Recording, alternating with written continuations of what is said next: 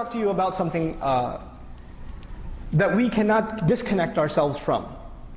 You know, the struggle of Islam, of course, is a timeless struggle. But at the same time, we are living in 2010. And we are living in a context where the Muslims have gone through quite a bit of change in the last 100 years. The last 100, 150 years have been a very transformational time for the Ummah. We cannot separate ourselves from our history. How we think, how we understand Islam, where we are today, is a product of a lot of events that have taken place. And if we don't understand those events, and what got us here, then we're not going to be able to understand how to move forward. So very briefly, I'll just mention one thing. Islamic movements over the last 100 to 150 years. In 1924, the last remnant of what was an Islamic state falls. This is the Ottoman Empire, of course, right? The Ottomani state. It collapses in 1924. Since then, you have the birth of several movements all over the world, India, the Africas, you know, in the Arab world, that are trying to revive Islam. They're trying to bring Islam back, right? And writers talked about how there need to be movements and groups that need to bring back, and this rhetoric started of developing an Islamic state. So pretty much every major movement in the last 100, 150 years talked about the revival of Khilafah, bringing Khilafah back, and quoting all the hadith that talk about the Khilafah, and looking at the seerah and saying, look, this is what the Messenger did, sallallahu alaihi wasallam, this is what we need to do. In other words, tying their struggle directly to the seerah of the Messenger, sallallahu alaihi wasallam. Now, in one sense, that's very good, in the sense that we need to tie our struggle always to the struggle of the Messenger, alaihi salatu wasalam. But in one sense, this is oversimplification. When we take lessons from the seerah, we cannot ignore the time, the place, and the changes that have taken place. So you cannot copy-paste lessons, you have to apply them very carefully. This requires a lot of detailed understanding of the time and place in which you live. And so I want to present to you something that actually one of my very dear teachers and colleagues, and to me actually an intellectual role model, who's a member of this community, Brother Bashir Ansari, wrote in Al Jazeera. He wrote an article in Al Jazeera, Al-Islamiyun bayna dawla wa la dawla. I thought it was fantastic, really. I studied it with him when I took it with me to Detroit, and I thought it was just absolutely stunning, this article.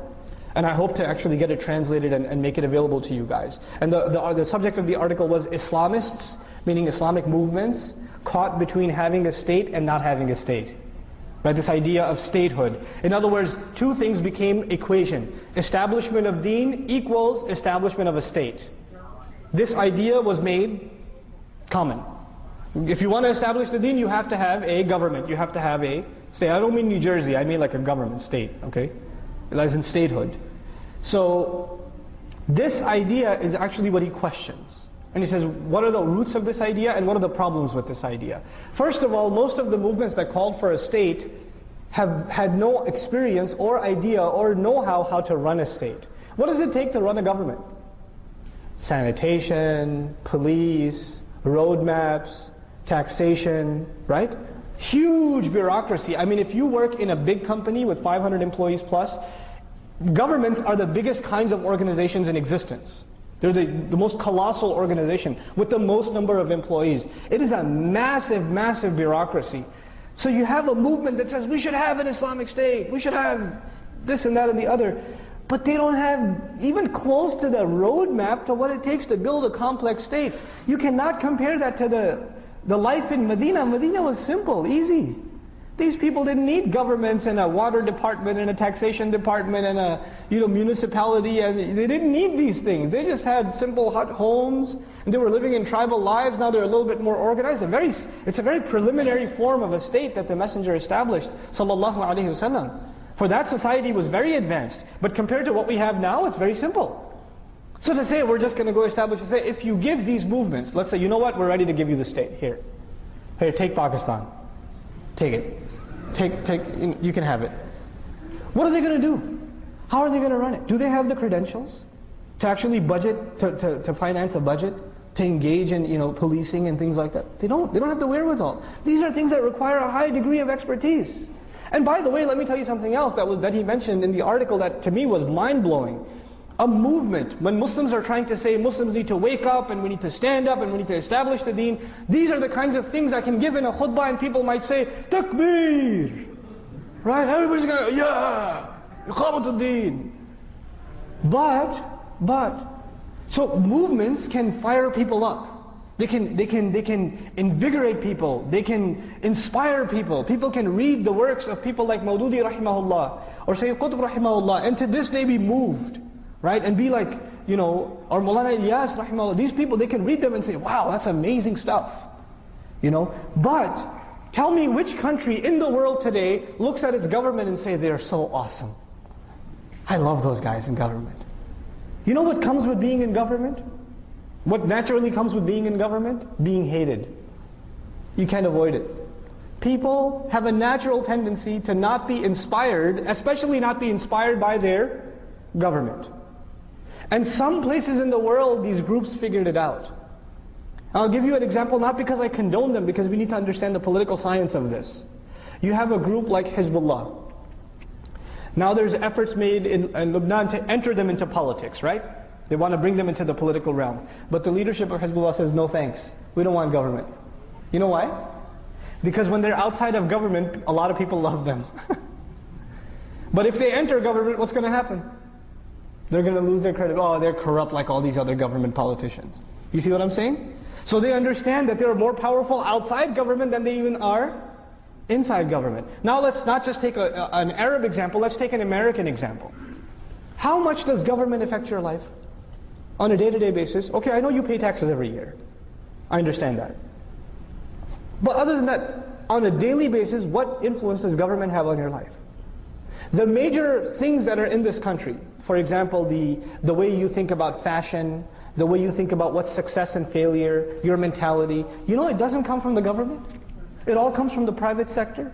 It comes from the entertainment industry and the academia and the major corporations that are selling products to us and driving the advertising and even the medical research and all the research universities funded by private organizations. In other words, the vast majority of things that influence you on a day-to-day basis don't come from government. Where do they come from? Well, what I like to call the private sector. They come from the private sector.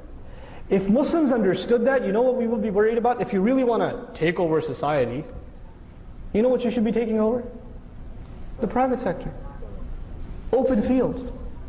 The Muslims haven't even begun to touch how many Muslims in media. More powerful than government today is what? The media can change the course of elections. The media can get a president impeached. The media can do crazy things. The media can say things like horrible, terrible things like, Obama's Muslim. Right? And get away with it. Media is powerful.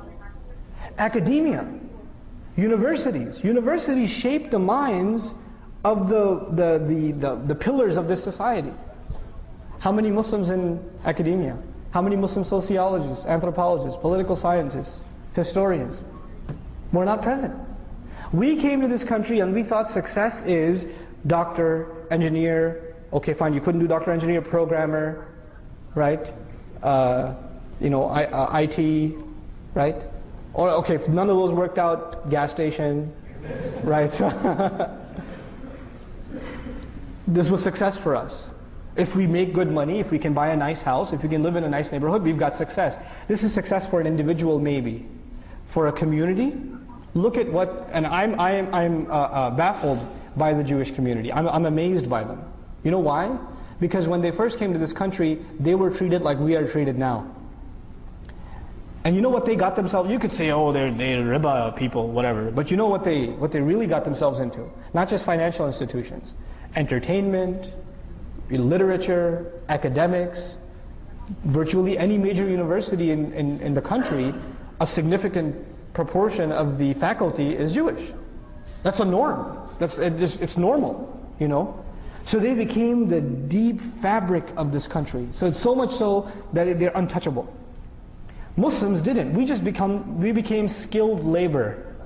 That's all we are. Even if you're a doctor, even if you're an engineer, in the end, you're just a highly skilled worker. You're not someone who influences minds or causes ripples in society. You're not. You know, you're just a better consumer, so you buy a more expensive car. So I guess you're adding to the economy a little bit, but you're not a mover and shaker. You're not an influencer of minds. You understand? So Muslims, we have to understand, to penetrate this society, we need to enter the private sector. To enter the private sector, we need to be in major positions in universities all over this country. We need to be actually funding. You know, Islamic Studies program at the University of Chicago is funded by a Jewish group. What do you think that what kind of research they're going to produce? Which Islamic Studies program at the PhD level is being funded by Muslim organizations? There's one attempt being made in Detroit I think in Troy, Michigan. And they're asking for an endowment of a couple of million, and the Muslims are struggling to come up with those money. I appreciate their effort, actually. If you're not entering into this is the game. You got to enter the game. You know, the messenger challenges the poets. The poets of our time are the academics. You got to enter the game. You know, we're not even in it. We're bubbled by ourselves. So this is a very big thing that we need to enter. We need to have our Muslim youth that are creative go into media studies, go into film production. This is the language of this is the poetry of our time. You know, the thing that moved the masses in the time of the messenger was poetry. What moves us today is YouTube. Right? We need people that are actually qualified in film production, sociologists, not just psychologists, but even like historians, Muslim historians. We need them. We don't have them. These are things that become the fabric of a society. And the other thing we need is huge, massive Walmart-sized businesses. Not just run by individuals, but they're these massive, massive organizations that are funding entire projects. So for example, I'll give you a secular example, like the Bill and Melinda Gates Foundation from Microsoft, right? They give so many endowments to schools across the country and help out and things like that. Muslims need to have institutions like that. That don't just help Muslim institutions, they help America in general. They help America at large. Why should we do this? Because then we become a fabric of this society. They can't talk about us like they do now. They talk about us now as though we're like these wild dogs let loose in the society. Literally, that's how we're talked about in the media. We're not given human dignity when we're talked about.